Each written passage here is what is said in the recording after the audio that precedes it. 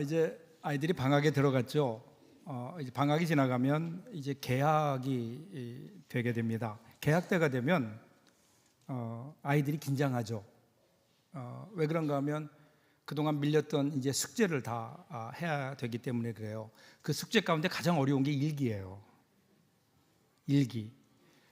저희 집에도 밀린 일기를 써 치우는데 도통한 아이가 하나 있었어요.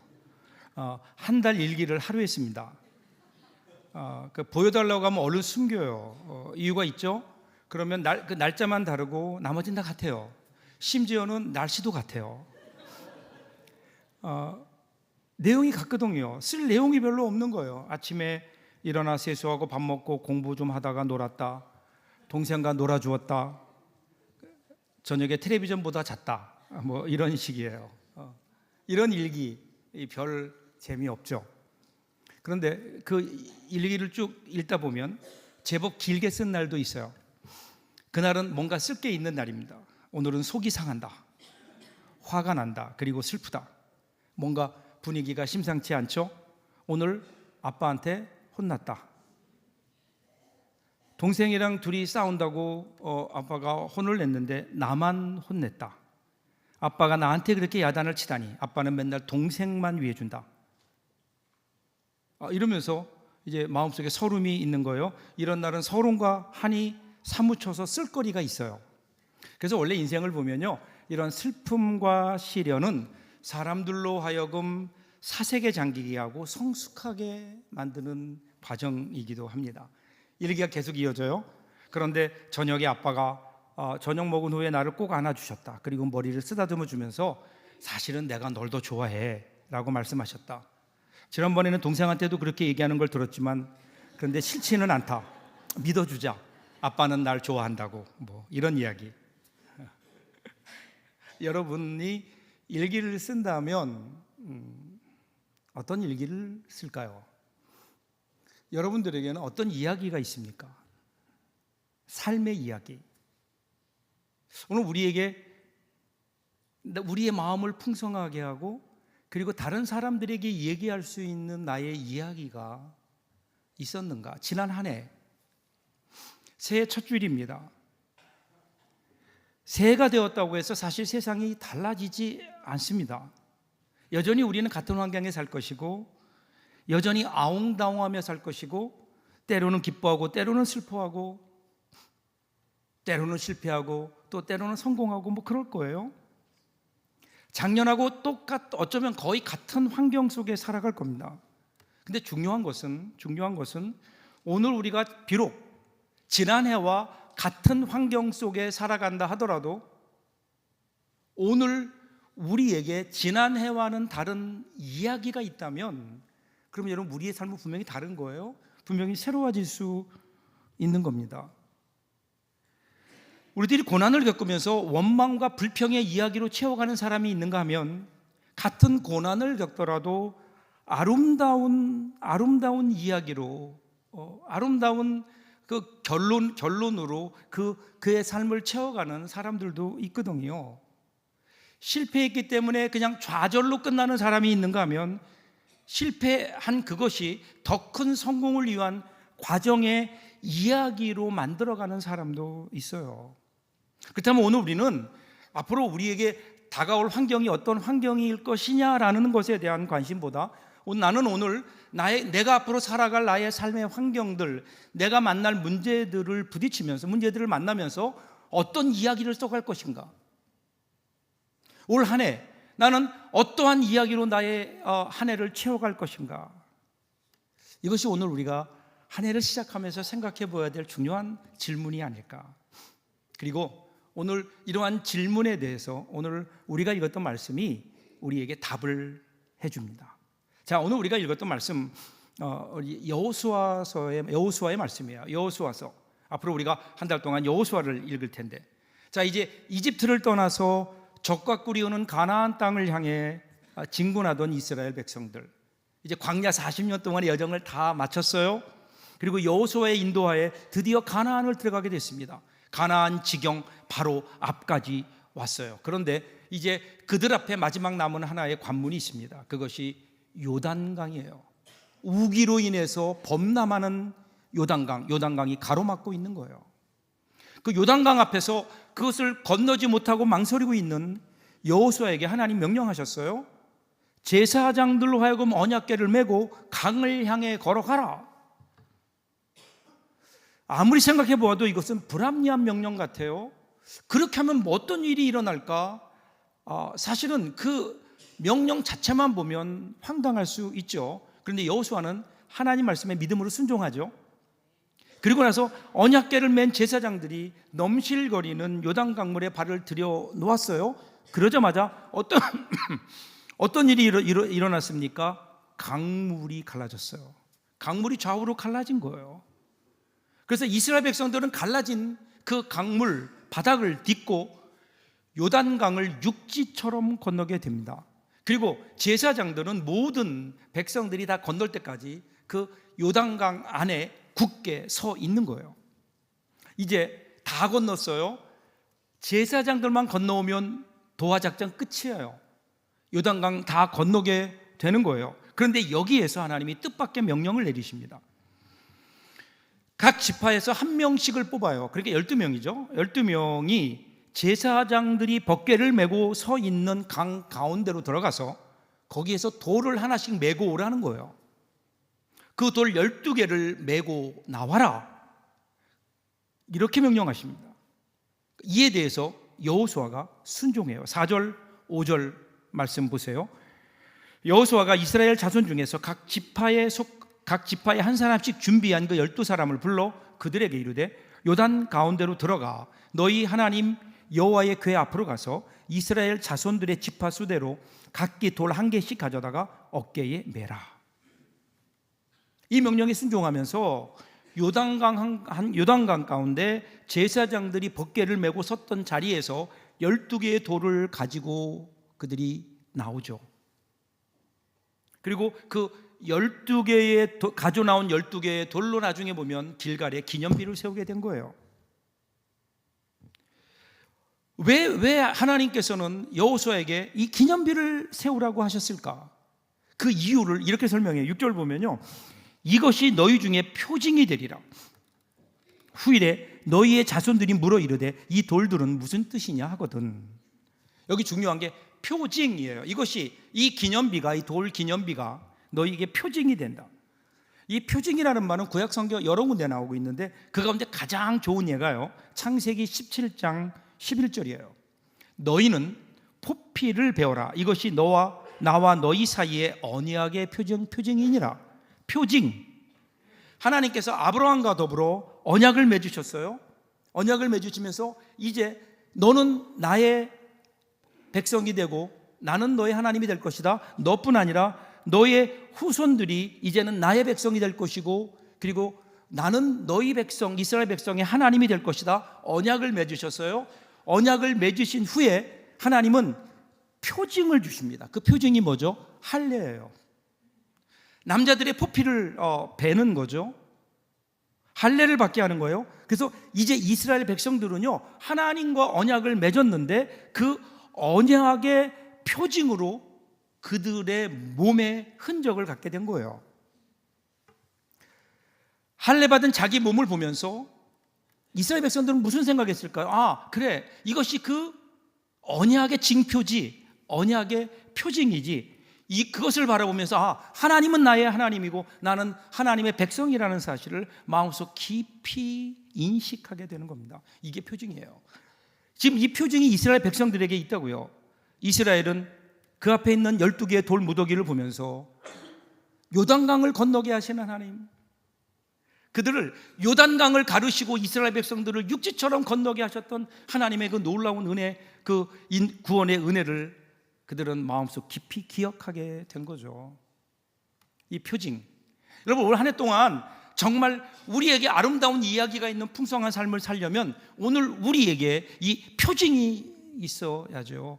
이스라엘 백성들은 이 표징을 보면서 그들에게는 아름다운 이야기들이 생겨나게 된 겁니다.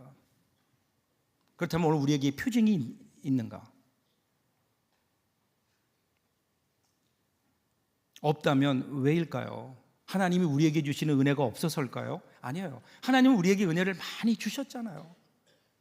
그런데 우리가 이 은혜를 표징으로 만들지 못한 것 아닐까요? 왜요? 그냥 지나쳐버린 거예요. 하나님이 우리에게 은혜를 주셨어요. 그때는 감사해요. 그런데 돌아서면 잊어버려요. 그러면 흘러가는 시간 속에 우리는 이 하나님의 은혜를 그냥 흘려보낸 거예요. 우리에게 하나님의 은혜의 흔적이 남지를 않아요.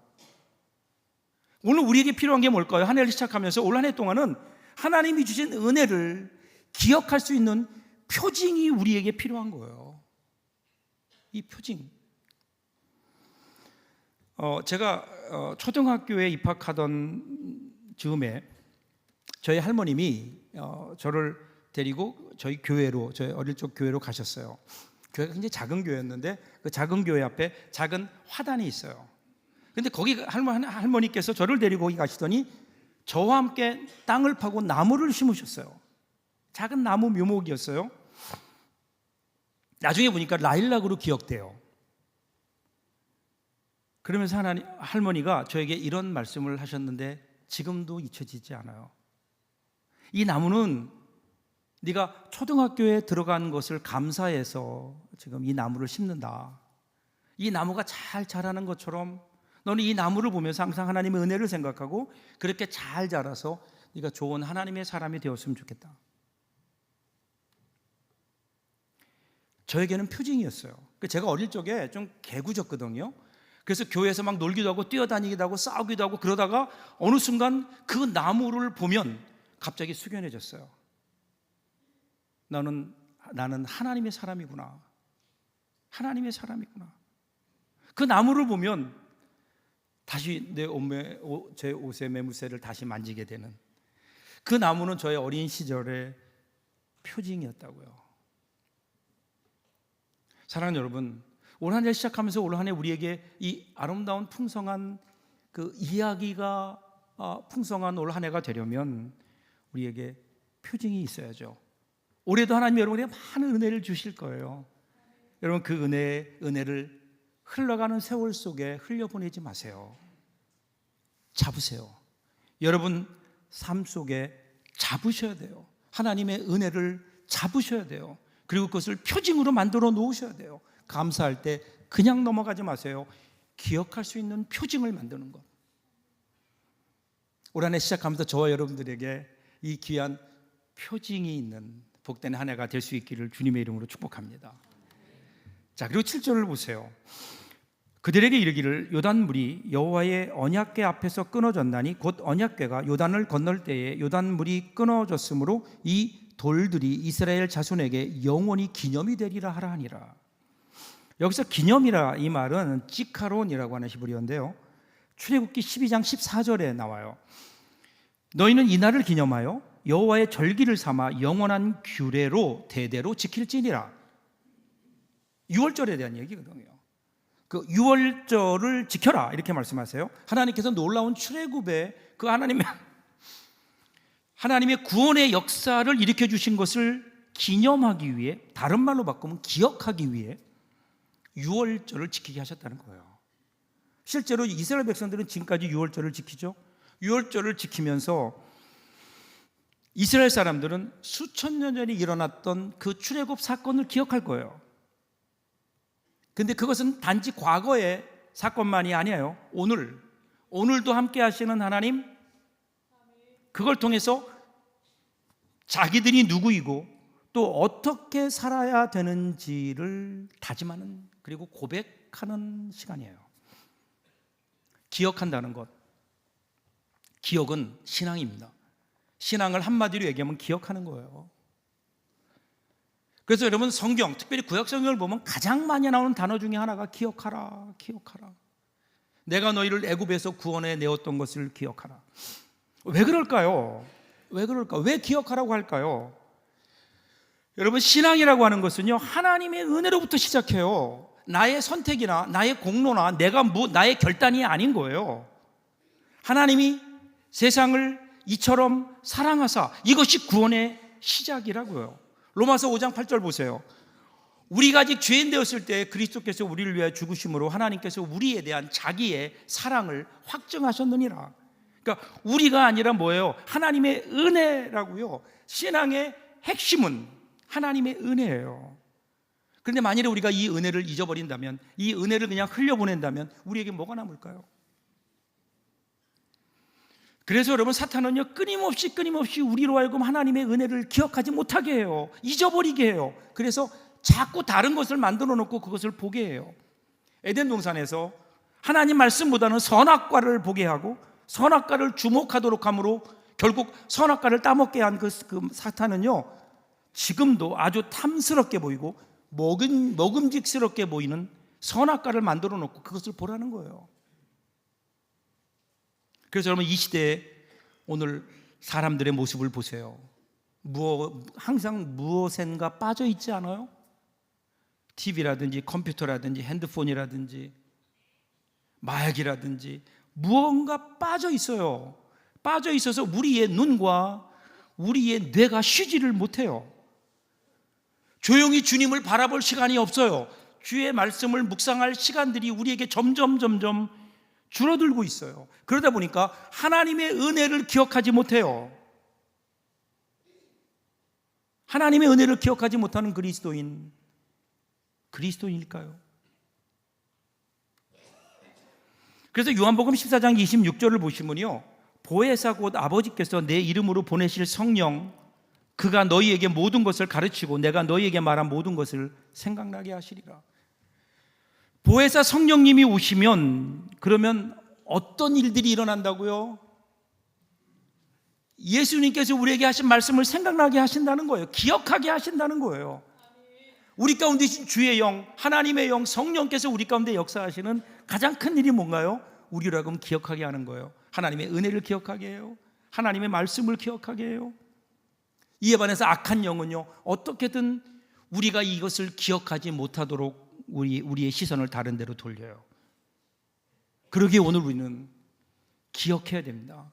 하나님의 은혜를 기억하고 그 하나님의 은혜를 묵상하지 않고 어떻게 우리가 제대로 신앙생활을 할 수 있겠냐고요. 그래서 그러기에 우리는 결단하자는 것이 아니에요. 결단해서 내가 내 생각을 다른 데 뺏기지 말자, 이렇게 결단한 일이 아니라 우리의 기억을, 우리의 삶을 성령께서 주관하시도록 우리의 삶을 내어드리는 훈련이 필요하다는 거예요. 나의 생각을, 나의 마음을, 나의 눈을 성령께서 주관하시도록 성령님께 내어드릴 때, 그때 성령이 우리 가운데 오시게 되고 성령이 역사하시게 될 때, 그때 우리는 잊고 있었던 하나님의 말씀들이 우리 가운데 생각나게 되고 우리 가운데 깊이 흘려보냈던 하나님의 은혜를 깨닫게 되는, 은혜를 기억나게 하시는, 그러면서 거기에서 하나님과 우리의 이야기가 생겨나게 되는 거 아닐까요? 그 아름다운 이야기.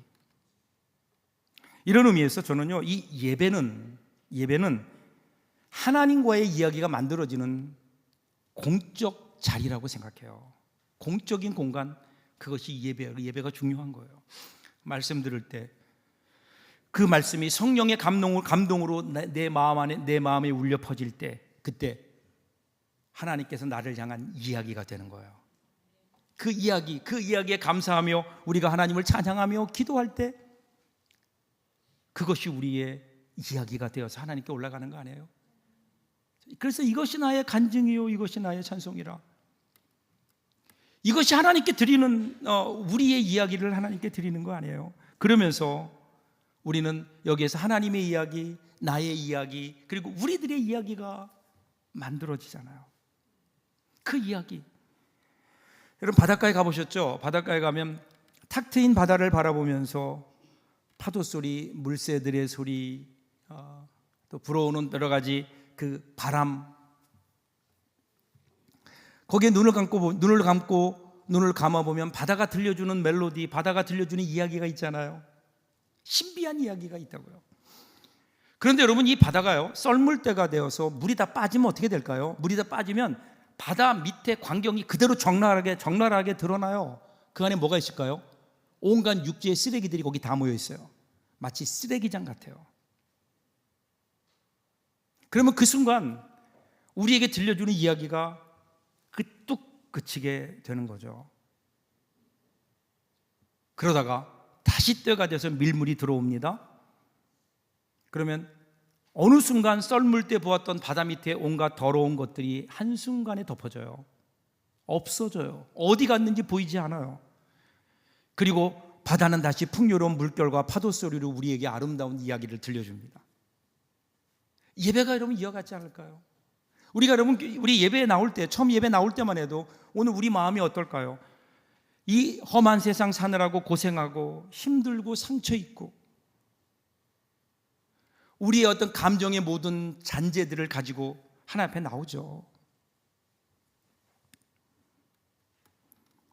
그런데 우리가 예배를 시작하고 하나님의 보좌를 향해 우리 마음의 문이 열리기 시작하면 그때 은혜가 우리에게 밀물처럼 몰려오게 되고 어느 순간 그 하나님의 은혜가 우리의 마음을, 우리 마음속에 있었던 모든 것들을 덮어버리죠. 그러면 그 하나님의 은혜가 춤추며 하나님의 은혜가 우리를 향하여 이야기합니다. 하나님의 은혜 이야기로 가득 찬 거예요. 여러분, 그래서 오늘도 우리가 드리는 예배, 성령님께서 우리 마음에 역사하셔서 그래서 하늘의 이야기로, 하늘의 신비로운 멜로디로 우리의 심령이 채워지는, 그럼 이것이 오늘 우리가 드려야 되는 예배가 아닐까요? 오늘 우리가 예배 드릴 때 하나님이 주시는 이 아름다운 하늘의 이야기로 우리의 빈 가슴이 채워질 수 있기를 주님의 이름으로 축복합니다. 그래야 우리가 이 한 주간 동안 이 세상 나가서 힘있게 살 수 있지 않아요. 그리고 여호수아는 계속해서 그렇게 얘기해요. 이러한 이야기를 기억하는 것으로 끝나는 것이 아니라 먼 훗날 그의 후손들이 강가에 놀러 올 때 그 아이들이 놀러 와서 강가에 있는 12덩어리의 돌 무더기를 보고 이게 뭐죠? 이게 무엇냐고 물으면 그러면 이렇게 대답하라 그래요. 22절 23절이에요. 너희는 너희의 자손들에게 알게 하여 이르기를 이스라엘이 마른 땅을 밟고 이 요단을 건넜음이라. 너희의 하나님 여호와께서 요단물을 너희 앞에서 마르게 하사 너희를 건너게 하신 것이 너희의 하나님 여호와께서 우리 앞에 홍해를 말리시고 우리를 건너게 하신 것 같았나니. 만일에 누군가 그렇게 물어본다면 그러면 이 돌무더기는 원래 이 돌들은 요단강 한가운데 있던 것인데 하나님께서 그 옛날 우리의 조상들이 가나안 땅으로 인도에 들이실 때에 그들을 막고 있던 요단강을 여시고 요단강을 가르시고 우리를 건너게 하신 그 일을 우리들이 잊지 않기 위해서 이 돌무더기를 만들어 놓으라고. 그러면 여러분 그 이야기를 듣는 아이들의 눈이 반짝이지 않을까요? 그때부터 그 돌무더기는 그냥 돌무더기가 아니라 그들의 인생길에서 그들의 마음속에 품어야 될, 그리고 그들이 선포해야 될 또 다른 이야기로 태어나는 겁니다. 이야기는 우리 마음속에 담고 있는 게 아니에요. 이야기는 다른 사람들에게 말해질 때 그때 그 이야기는 진정한 힘이 있는 것 아닐까요? 그런데 이스라엘은 여기서 실패했어요. 그 이야기를 전해주지 못했어요. 불행한 일입니다. 사사기 2장 10절을 보세요. 그 세대의 사람도 다 그 조상들에게로 돌아갔고 그 후에 일어난 다른 세대는 여호와를 알지 못하며 여호와께서 이스라엘을 위하여 행하신 일도 알지 못하였더라. 출애굽 세대가 지나가고 가나안에 정착한 세대로 이어졌는데 그 세대를 뭐라고 표현해요? 다른 세대, another generation, 다른 세대. 다음 세대라고 표현하지 않고 다른 세대라고 표현했어요. 왜 그랬을까요? 그들은 달랐거든요. 하나님을 알지 못하는 세대가 되어버렸어요. 하나님이 행하신 일을 기억하지 못하는 세대가 되어버렸어요. 그 이유는 뭘까요? 그 이유는 그들의 부모들의 이야기가 그들에게 전해지지 않았기 때문에 그래요. 오늘 우리는 어떨까요? 오늘 우리는 우리의 이야기를 우리의 자녀들에게 이야기하고 있습니까? 아니, 그들에게 이야기해야 될 이야기는 과연 우리 마음속에 있는 걸까요? 우리 자녀들에게, 그리고 이 세상을 향하여 우리 그리스도인들이 해야 될 이야기, 오늘 우리에게 그 이야기가 있는지. 이어령의 마지막 수업이라는 책이 있어요. 그 책에 보면 이런 내용이 나와요. 한 학생이 물어요. 선생님, 럭셔리한 삶이 뭘까요? 럭셔리한 삶? 나는 소유로 럭셔리를 판단하지 않아. 가장 부유한 삶은 이야기가 있는 삶이라네. 스토리텔링을 얼마나 갖고 있느냐, 이것이 그 사람의 럭셔리지. 선생님, 값비싼 물건이 아니고요. 아니야. 똑같은 시간을 살아도 이야기거리가 없는 사람은 산 게 아니야. 스토리텔링이 럭셔리한 인생을 만들어. 보자.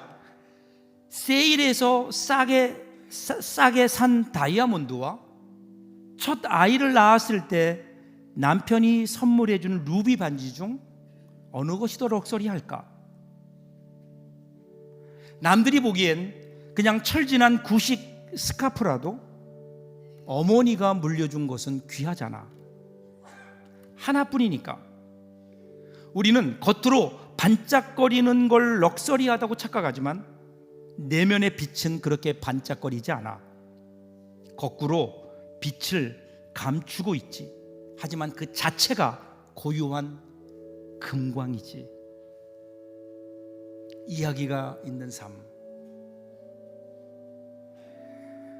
철로역정의 저자 잔 버년이 이렇게 얘기했어요. 하나님의 덧셈은 뺄셈이다. 하나님이 주시는 덧셈은 인간적으로 볼 때는 뺄셈이라는 거예요. 그러니까 하나님께서 우리에게 복을 주실 때 그냥 많은 걸 부어만 주시는 것이 아니라 우리의 실수와 넘어짐, 우리의 상실과 아픔의 과정을 통해서 우리에게 주신다는 거예요. 이 과정을 통해서 우리 그리스도인들은요, 하나님이 주시는 그냥 복만 받는 게 아니에요. 거기서 우리는 스토리를 만들어요. 거기에 우리의 이야기가 있어요. 그래서 그리스도인들이 누굴까요? 예수를 그리스도로 만남으로 하나님의 이야기, His story, 하나님의 이야기를 가진 사람들인 거예요. 사도 바울이 고백하잖아요. 갈라디아서 6장 14절 보세요. 그러나 내게는 우리 주 예수 그리스도의 십자가 외에 결코 자랑할 것이 없나니 그리스도로 말미암아 세상이 나를 대하여 십자가에 못 박히고 내가 또한 세상을 대하여 그리하니라. 분명한 이야기가 있다고요. 예수 그리스도를 만남으로 그에게는 세상을 향하여 하고 싶은 이야기가 생긴 거예요. 주님의 은혜로 인하여 생긴 이야기, 주님의 은혜로 변화된 이야기, 그 이야기를 가지고 여러분, 우리가 올 한 해 동안 우리의 자녀들에게, 그리고 우리가 만나는 사람마다 우리가 이 이야기를 할 수 있다면, 그 이야기로 우리의 마음이 풍성해진다면 올 한 해 우리의 삶은 분명히 다르지 않을까요? 이전과는 다른 분명한 하나님의 이야기로 가득한, 하나님의 은혜로 가득한 올 한 해를 살아내는 저와 여러분들 될 수 있기를 주님의 이름으로 축복합니다. 기도하겠습니다.